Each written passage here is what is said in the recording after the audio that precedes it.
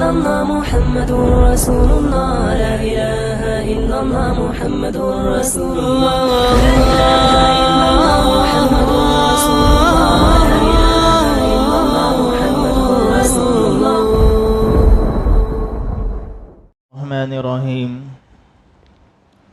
الحمد لله رب العالمين والصلاة والسلام على رسوله الكريم أما بعد فأعوذ بالله من الشيطان الرجيم بسم الله الرحمن الرحيم. يا أيها الناس إن وعد الله حق فلا تغرنكم الحياة الدنيا ولا يغرنكم بالله الغرور. صدق اللہ العظیم. بزرگان محترم اور میرا عزیز ساتھیو، اللہ رب العزت کا بڑا احسان و کرم ہوا. اللہ رب العزت نے ہم سب کو اس بابرکت مجلس میں شرکت کرنے کی توفیق عطا فرمائی.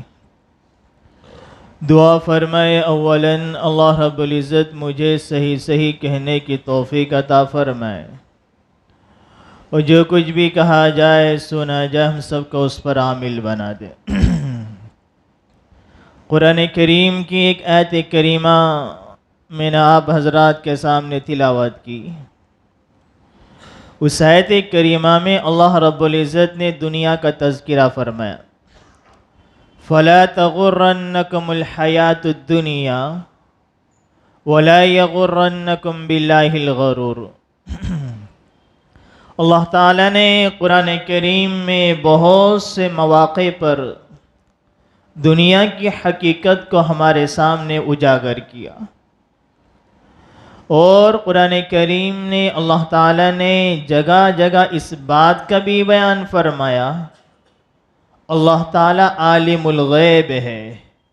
واللہ زمین کے اوپر کی چیزوں کو بھی جانتا ہے، زمین کے اندر کی چیزوں کو بھی جاننے والا ہے.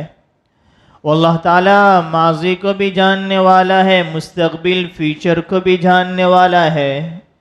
اللہ تعالیٰ آسمان کے اوپر کی چیزوں کو بھی جانتا ہے. کل کائنات اس کے سامنے کھلی ہوئی کتاب کی طرح ہے.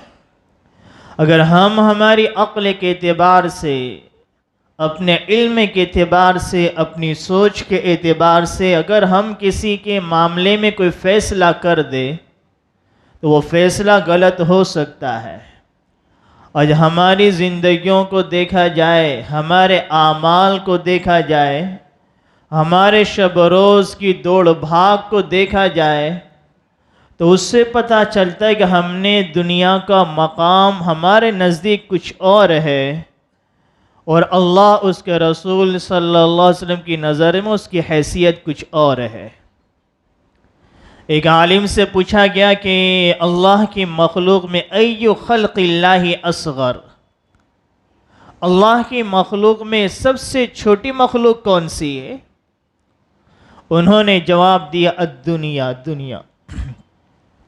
اب ذہن میں سوال پیدا ہوتا دنیا تو بہت بڑی ہے، پھر اللہ کی مخلوق میں یہ سب سے چھوٹی مخلوق کیسے ہو گئی؟ تو حدیث پاک میں اس کا جواب ملتا ہے کہ نبی کریم صلی اللہ علیہ وسلم نے ارشاد فرمایا کہ اللہ کے نزدیک دنیا کی حیثیت مچھر کے پر کے برابر بھی نہیں ہے. مچھر ہی کتنا چھوٹا سا ہے. اللہ کے نبی علیہ السلام فرما رہے ہیں کہ اللہ کے نزدیک دنیا کی حیثیت مچھر کے پر کے برابر بھی نہیں ہے. تو پتہ چلا اللہ کے نزدیک سب سے چھوٹی مخلوق بھی دنیا ہے. ایک حدیث پاک میں نبی کریم صلی اللہ علیہ وسلم نے ارشاد فرمایا کہ دنیا کی زندگی آخرت کی زندگی کے مقابلے میں، کہ سمندر میں کسی انسان نے انگلی ڈالی، سمندر میں انگلی ڈال کے نکالو، ہاتھ میں کتنا پانی آیا اور سمندر میں کتنا پانی بچ گیا. جو ہاتھ میں انگلی پر پانی لگ گیا وہ دنیا ہے، اور جو سامنے تمہیں سمندر نظر آ رہا ہے وہ آخرت کی زندگی ہے. اسی کو قرآن کریم نے دوسری جگہ فرمایا وَالْآخِرَةُ خَيْرٌ وَأَبْقَى. دنیا کی زندگی تو فانی ہے، آخرت کی زندگی باقی ہے. یہ دار الفنا ہے، آخرت دار البقا ہے، یہ دار العمل ہے. آخرت دار الجزا ہے، یہ مٹی گاڑے کا گھر ہے، وہ جنت اللہ نے ہیرے جواہرات سونے چاندی سے بنا کر رکھی ہوئی ہے۔ تو دنیا کی زندگی تو ایک وقت ختم ہی ہونے والی ہے۔ انسان زندگی گزار لے 60 70 سال 80 سال 100 سال کا ہو جائے، لیکن ایک نہ دن اس کو مرنا ہے، زندگی کو دنیا کو چھوڑنا ہے۔ ہمیں اس سے پہلے بے شمار لوگ گزرے ہیں، طاقت کے اعتبار سے، مال کے اعتبار سے، حکومت کے اعتبار سے، وہ سب دنیا میں ختم ہو گئے، نیست و نابود ہو گئے، وہ قبر میں چلے گئے، ان کی قبروں کے نام و نشان بھی مٹ گئے، ان کے بازو میں غریبوں کو بھی دفن کیا گیا۔ اگر انہی قبروں کو کھودا جائے اور ان کے ڈھانچوں کو پہچان کرائی جائے، اس میں بادشاہ کا جنازہ کون سا ہے، بادشاہ کی لاش کون سی ہے، اس کے وزیر کی لاش کون سی ہے، اس میں امیر کون ہے، مرنے کے بعد کس کے ڈھانچہ امیر کا نظر آ رہا ہے، کس کا غریب کا نظر آ رہا ہے۔ قبر کی مٹی سب کو ایک ساتھ کر رکھ دیتی ہے۔ تو یہ دنیا کی زندگی، قرآن کریم ایک جگہ فرماتا ہے قُلْ مَتَاعُ الدُّنْيَا قَلِيلٌ وَالْآخِرَةُ خَيْرٌ وَأَبْقَىٰ۔ دنیا کی زندگی قلیل ہے، بالکل مختصر سی ہے، آخرت کی زندگی بہتر بھی اور باقی رہنے والی بھی ہے۔ لیکن قرآن کریم نے اس مضمون کو ایک جگہ بیان نہیں کیا۔ اب اگر قرآن کریم کے پہلے پارے سے 30 پارے تک پڑھتے چلے جائے، بہت سے مواقع پر، بے شمار جگہ پر اللہ تعالیٰ نے دنیا آخرت کو تذکرہ فرمایا۔ اگر آپ غور سے صرف اما پارہ پڑھو گے، 30واں پارہ پڑھو گے، پورا 30واں پارہ قیامت سے بھرا پڑا نظر آئے گا۔ اللہ نے ہر صورت میں غالباً قیامت کا تذکرہ فرمایا کہ یہ میرے حبیب کی امت ہے۔ کہیں ایسا نہ ہو دنیا کے مال و دولت کے پیچھے، دنیا کے سونے چاندی کے پیچھے، دنیا کی لذتوں کے پیچھے، خواہشات کو پورا کرنے کے پیچھے، شیطان کے بہکاوے میں آ کر یہ اپنی ہمیشہ کی آخرت کی زندگی کو برباد کر دے۔ اللہ نے بے شمار مواقع پر قیامت کا تذکرہ فرمایا۔ یہ کوئی چھوٹی موٹی چیز نہیں ہے کہ انسان یہ کچھ اعمال کر لے اور سوچ لے کہ میں قیامت کے دن جہنم کے عذاب سے بچ جاؤں گا۔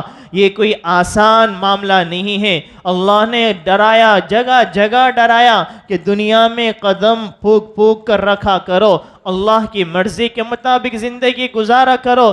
علی فرماتے ہیں الدنیا حلال و حرامها حساب، اليوم یوم العمل۔ یہ دنیا جو ہے اس کے پاس، کسی کے پاس حلال طریقے سے ہے، اس کا حساب دینا ہے، حرام ہے کسی کے پاس، آخرت میں اس کا عذاب ہے، وبال ہے۔ اليوم آج کا جو دین ہے وہ عمل کا دین ہے، لا حساب۔ یہاں کسی سے حساب کتاب اللہ تعالیٰ نہیں لیتا ہے کہ ظالم نے کس پر ظلم کیا، اس نے گناہ کر لیا، آج اس کو رزق نہیں دیا جائے گا، آج اس پر زیادتی کی جائے گی۔ اللہ دیکھتا ہے، ظالموں کو بھی چھوڑ دیتا ہے، قاتلوں کو بھی چھوڑ دیتا ہے، گنہگاروں کو بھی چھوڑ دیتا ہے، خوب ترقی کرتے چلا جاتا ہے۔ انسان سمجھتا ہے میں اپنے فیلڈ میں کامیاب، میں کتنا پاورور، کتنا طاقتور، میرے مقابلے میں کوئی نہیں، میرے مقابلے میں آنے والا کوئی نہیں، میرا مقابلہ کرنے والا کوئی نہیں، مجھے تو ترقی ملتی چلی جا رہی ہے، میرا پاور بڑھتا چلا جا رہا ہے، میری طاقت تو بڑھتی چلی جا رہی ہے، میرا بزنس، میرا مال تو بڑھتا چلا جا رہا ہے، میری کامیابی۔ یہ دنیا عمل کا جہاں ہے، یا اللہ کبھی کبھی کچھ جھلک دکھلا دیتا ہے، لیکن یہ حساب و کتاب کا جہاں نہیں ہے۔ یہ تو دار الفتن ہے، دار الفتن۔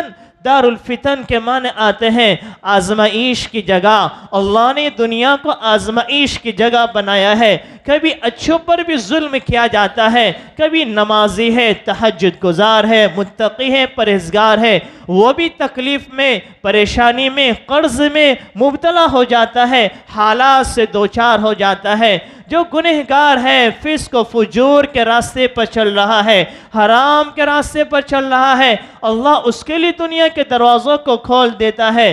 دنیا میں کسی کو اچھا دیکھ کر, کسی کو مصیبت میں دیکھ کر, کسی کو ظالم دیکھ کر, کسی کو مظلوم دیکھ کر, کسی کو بڑا دیکھ کر, کسی کو چھوٹا دیکھ کر ہم یہ فیصلہ نہیں کر سکتے ہیں وہ سامنے والے کی زندگی کتنی اچھی زندگی ہے, کتنا کامیاب انسان ہے, وہ اس کی زندگی ہی کیا ہے. وَلَقَدْ فَتَنَّ الَّذِينَ مِن قَبْلِهِمْ, اللہ تعالیٰ فرماتے ہیں ہم نے تم سے پہلے بھی بہت سے لوگوں کو آزمایا ہے.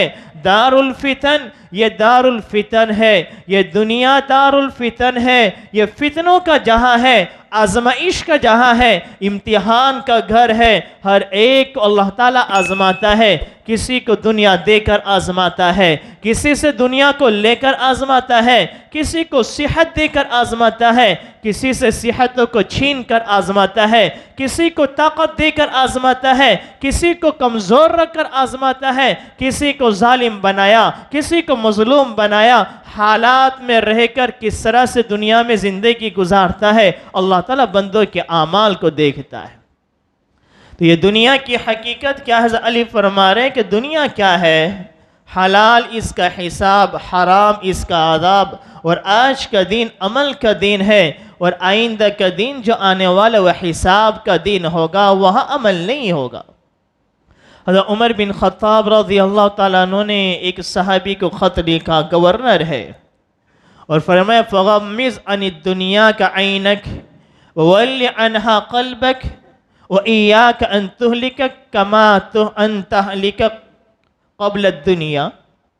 فرمایا کہ وَغَمِّزْ عَنِ الدُّنْيَا عَيْنَكَ, دنیا سے اپنی نگاہوں کو ہٹائے رکھنا, جھکائے رکھنا, اور اپنے دل کو وَوَلِّ عَنْهَا قَلْبَكَ, اپنے دل کو دنیا سے علیحدہ رکھنا, دنیا کی طرف متوجہ نہ کرنا.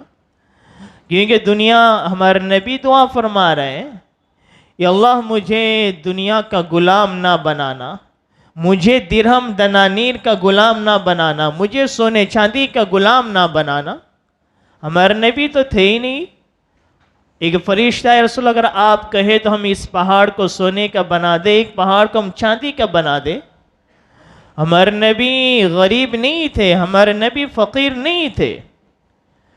ایک ہوتا ہے فقر اختیاری اور ایک ہوتا ہے فقر اضطراری. دنیا میں ایک انسان غریب ہے لیکن وہ خود چاہتا ہے کچھ مال آ جائے, دولت آ جائے, تھوڑا میرا ہاتھ کشادہ ہو جائے. وہ فقر اس نے اپنی ذات سے اختیار نہیں کیا ہوا ہے. ہمارے نبی نے فقر کو اختیار کیا تھا, ہمارے نبی نے فقر کو اختیار کیا تھا, اضطراری نہیں تھا. اللہ نے تو کہا تھا یہ نبی آپ کہو تو ہم ایک پہاڑ سونے کا بنا دے, دوسرا چاندی کا بنا دے, دنیا آپ کے سامنے رکھ دے. تو جن کے صدقے میں اللہ نے پوری کائنات کو بنایا, دنیا کو بنایا, جنت کو بنایا, لیکن ہمارے نبی فرما رہے ہیں کہ اللہ میں تو چاہتا ہوں ایک دن کھاؤں تو تیرا شکر ادا کروں, ایک دن بھوکا رہوں تو میں صبر ادا کروں. یہ ہمارے نبی کے اعمال, ہمارے نبی کا عمل ہے. اور ہمیں بھی دعا بتلائی کہ دنیا میں رہ کر اس طرح سے زندگی گزارنا ہے, دنیا کے پیچھے اپنے ایمان کا سودا نہیں کرنا ہے, اپنے ضمیروں کو نہیں بیچنا ہے, انسانیت کو ختم نہیں کرنا ہے. ہمارے نبی اس دعا سے ہمیں بھی سکھا رہے ہیں کہ اللہ تعالیٰ سے ہم بھی یہ دعا کرتے رہے, اللہ ہم دنیا میں رہے, حلال طریقے سے زندگی گزارتے رہے, لیکن دنیا میں اس طرح سے زندگی گزارے کہ ہم اس دنیا کے خاطر اپنی آخرت کی زندگی کو برباد نہ کر دیں. کتابوں میں لکھا ہے عیسیٰ علیہ السلام کا ایک واقعہ لکھا ہوا ہے کہ ایک مرتبہ عیسیٰ علیہ السلام سفر میں جا رہے تھے, تو ایک ساتھی بھی ان کے ساتھ ہو گیا کہ میں بھی آپ کے ساتھ آنا چاہتا ہوں. عیسیٰ علیہ السلام نے اس کو بھی اپنے ساتھ لے لیا, دونوں جانے لگے. تو راستے میں دریا کے کنارے پر تھوڑا قیام کیا. عیسیٰ علیہ السلام نے اپنے ساتھی کو کچھ روپے دیے, قریب کے گاؤں سے جا کے کچھ کھانا لے کر آ جائے. اور عیسیٰ علیہ السلام نماز میں مشغول ہو گئے. اللہ کے نبی ہے کہ نبی علیہ السلام اپنی زندگی کے ہر وقت کو اللہ کی اطاعت میں, عبادت میں, بندگی میں لگاتے, اور اللہ کے بندوں کو اللہ کی طرف بلانے میں لگاتے. اپنی زندگی کے اوقات کو ایک گھڑی بھی فضولیات میں, لغویات میں نہیں لگاتے. خود نبی کریم صلی اللہ علیہ وسلم کے بارے میں ہم بار بار سنتے ہیں، لیکن اس جملے پر تھوڑا غور بھی کر لیا کرو۔ نبی کریم صلی اللہ علیہ وسلم پورا دین، پوری دنیا میں کفر پھیلا ہوا ہے، پوری دنیا میں اسلام کو پھیلانا ہے۔ اس دور میں ہمارے نبی آئے، پورا دن اللہ کے بندوں کو اللہ کی طرف بلاتے، دعوت و تبلیغ کا کام کرتے، جو کفر پر چل رہے ہیں ان کو اسلام کی راہ پر لانے کی کوشش کرتے ہیں، شرک کی راہ پر چلنے والوں کو توحید کی راہ پر چلانے کی کوشش کر رہے ہیں، جہنم کی راہ پر چلنے والوں کو جنت کی راہ پر چلانے کی کوشش کر رہے ہیں۔ پورا دن اللہ کے بندوں کو اللہ کی طرف بلا رہے، تھک رہے ہیں کہ میرے امتی جہنم سے بچ جائے۔ اور جب رات ہوتی ہے تو کتنی لمبی نمازیں پڑھتے، ہم بار بار سنتے کہ آپ کے پیر مبارک ورم ہو جاتے، سوج جایا کرتے، اتنی لمبی نمازیں پڑھتے تھے۔ کیا وجہ ہے؟ ہمارے نبی تو راتوں میں اتنی لمبی نمازیں پڑھتے ہیں۔ اس امت کو بتانا ہے کہ میں نے تو رات میں بھی اتنی لمبی لمبی نمازیں پڑھی ہے، پیر مبارک ورم ہو جا رہے، سوج جا رہے۔ اللہ نے قرآن کریم میں فرمایا یا ایھا المزمل قم اللیل الا قلیلا، آپ رات میں بہت لمبا قیام کرتے ہیں۔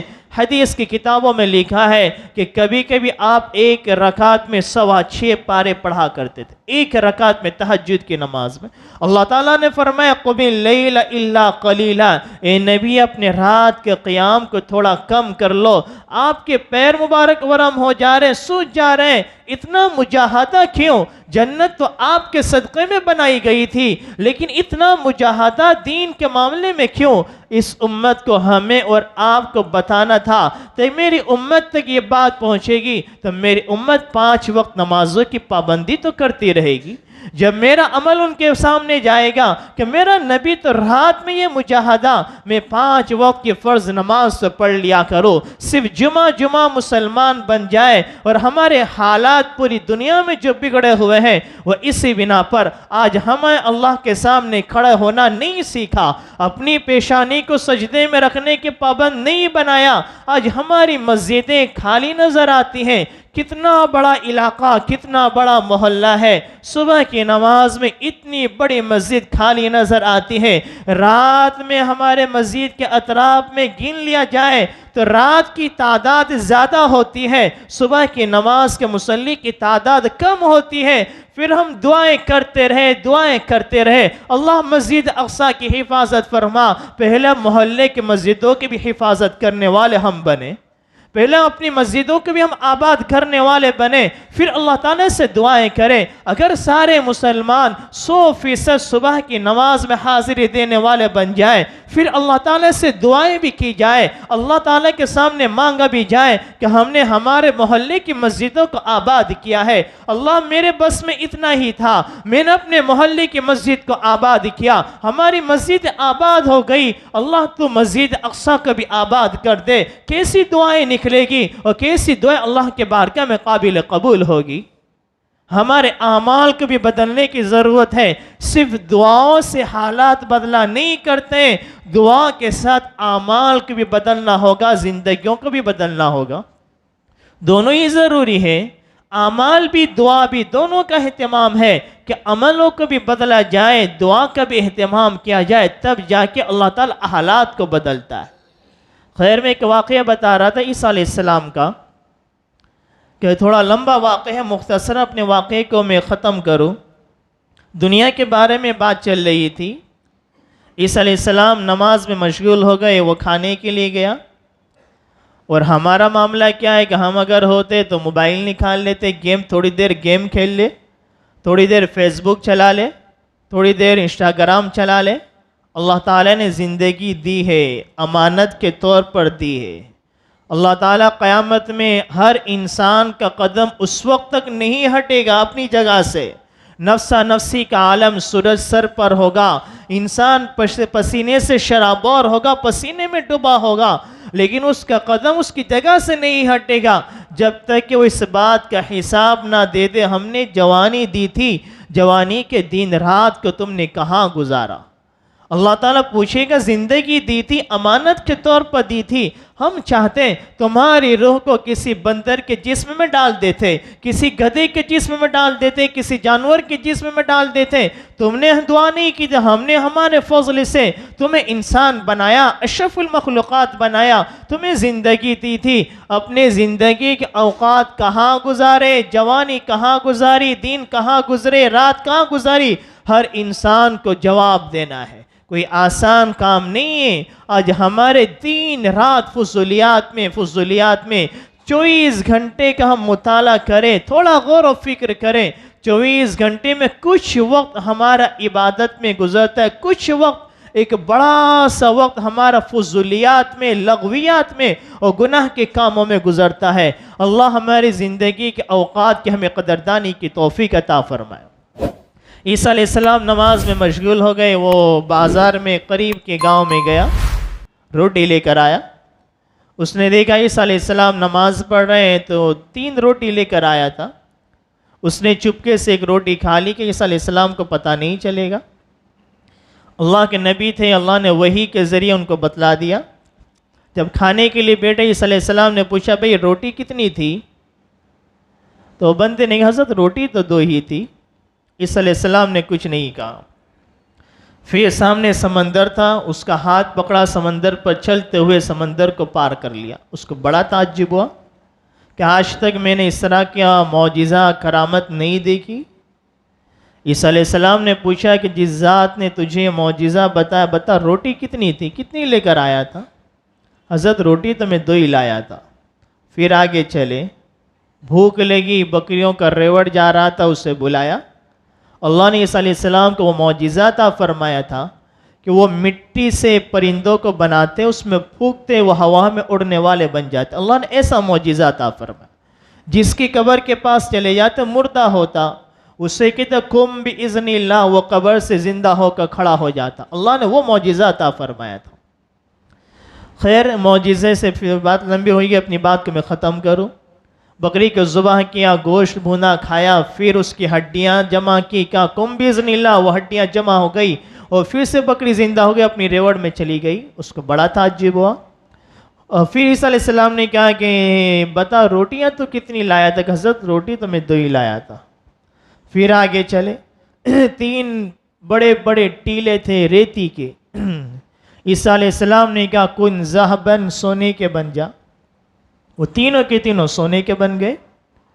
عیسیٰ علیہ السلام نے کہا لی واحد ولک واحد ولی ثالث من اکل رغیب الثالث، کہ ایک ٹیلا تو میرے لیے، دوسرا تیرے لیے، ولی ثالث من اکل رغیب الثالث، اور تیسرا ٹیلا اس کے لیے جس نے تیسری روٹی کھائی تھی۔